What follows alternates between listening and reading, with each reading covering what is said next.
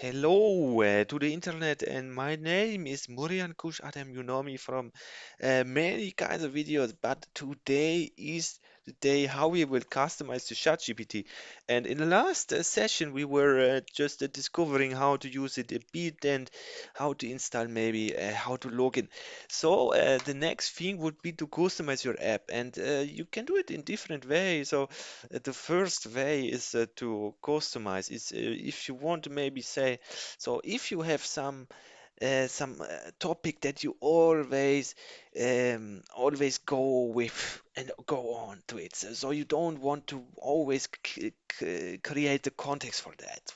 You know, for example, if you are a developer, I am developer in the .NET, for example, framework, blah blah blah, and then you maybe want to let the AI know what you don't want to always create in the prompt. So you would maybe put this here, not in every prompt, and then this would be the prompt. For example, you can put this here in the context, in the base context of the AI. So you would go here to personalization, and then you have here some things where you can take a look. You can also say the base style and tone.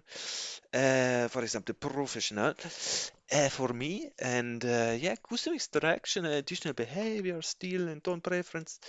So everything you might want to put here, you can do it. I'm developer in the .NET, and then nickname Murian-Coush, and occupation is professor,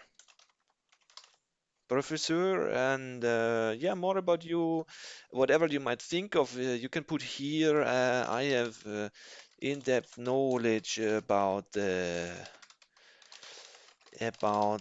concepts of the .NET, right? Um, so if I then would use some prompting, so look at this, you can put a web search as well. Let the execute code using the code interpreter, collaborate on text and code, and you can put the voice. I will maybe disable this one. So, for example, you save here, and you have some context now in your prompt, and so I wanna create a new app, and this maybe it will catch up with the .NET here. Yeah, see, it does already .NET architecture. It understand directly what app it want. So this is the first like thing you would want to do, and then you have some let's say key. Let's catch with the example again with the .NET. Then we would use maybe some projects. So here are some you have some project for us is of course not homework or something like this, but it's definitely .NET app for yeah, maybe let's say travel rights or something, anything you might think of. So you have your first project here, and you can put some prompt. You can do a conversations, different conversation one, and then you can put here, for example, a new conversation below this. So I think you would do the new chat and then conversation two, and then you could put this move to project.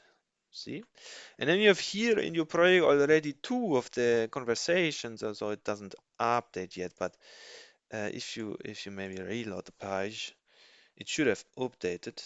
Yeah, see. There's the two ones, and this is quite nice. So you have here maybe some kind of explorer for your own ChatGPT, so it doesn't look like any unstructured. Many people just have here all their chat on the left. I would really recommend to projectize it. Yeah, and here is a library as well to turn any idea into image, so you can see here in the library any image you have ever created or visualization, whatever you want to see. Yeah, so this is the first thing I wanted to show you today. Interestingly, it doesn't show any .NET here um, in the search chat. But yeah, thank you for your patience, and uh, definitely keep up to date with the latest AI development. And yeah, then you will be fine, good to go. And Yes, thank you. So, bye guys. Please write me email, contact me, Twitter, whatever. If you have anything to say, question, just contact, just say hello, just, oh yeah, I saw you on YouTube. So yeah, just to do it and I will catch up with you. Thank you guys. Bye, bye, bye, bye, bye, bye.